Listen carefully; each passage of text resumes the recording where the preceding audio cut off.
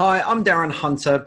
You know, I've attended a lot of training sessions, and every now and then the discussion comes up about property managers and working after hours. And every now and then I get a person, puts up their hand and says, hey, I work 24/7, or someone else says, hey, property managers are expected to work or be available 24/7. And having been a property manager for 15 years on the front line, I have to agree that property managers really do need to switch off after hours. In fact, I believe that the more a property manager learns to switch off effectively after hours, then they can be far more effective during working hours. Or the alternative is being available 24/7. Well, it's okay for a time, but then you start to burn out. It's a bit like my laptop that I've got right here, and it works really, really well on battery power, but only for a few hours before it conks out. We're exactly the same. So we need to have a limit. We need to have balance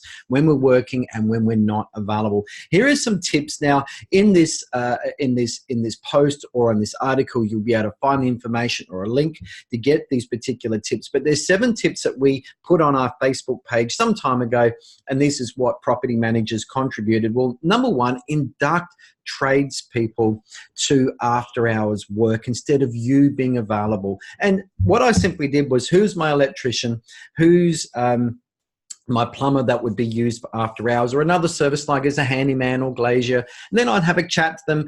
Are they available to work after hours, and take calls? And then, of course, screen tenants to be an emergency, and agree with the what is an emergency that they can attend to after hours and what's not and can wait to the next working day. Once that I got that agreement with the tradespeople, and then I would induct the tenants to, hey, under these circumstances here, I give them a list. Can you call the tradespeople for an emergency? This is what an emergency is. Here are the phone numbers, and if you do get it wrong, you may have to pay for the after hours call out fee or the total fee, depending on the situation, but making the tenant financially accountable.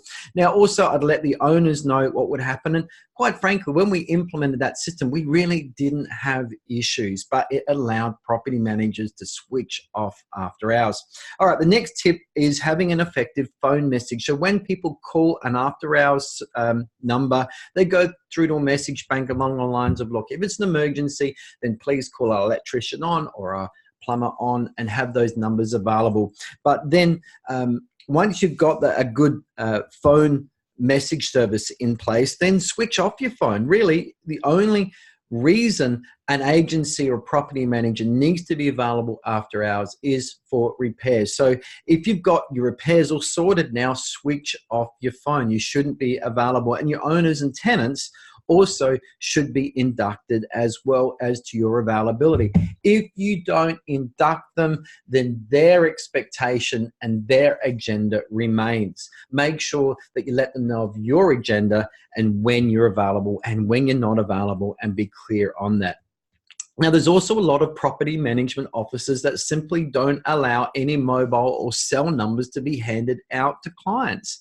And quite frankly, speaking to those offices that practice this, they don't have issues, but it allows property managers not to be contacted after hours, and it allows them to enjoy their jobs so much better. Also, write out, before you go home, write out your to-do list. Write out everything that you need to do for the next day. So you're downloading everything from your brain, so it's not buzzing. It hasn't got brain clutter hanging around it like trash on the floor of your car. And clear your brain, empty it out, and it's all part of you moving into after hours mode as well, and knowing what's on the page for the next day. And also, with any big issues, things that have stressed you out, pressured you, urgent, really important stuff, get it out of the way before you get home, so you're not dwelling on it, you're not thinking about it, and it's not keeping you up during the night and affecting your sleep as well. Guys, it's really important for mental health that you keep a good balance when it comes to being a property manager and being dedicated to working 100% during working hours and then switching off 100% after hours. I hope that's really helped. Take care.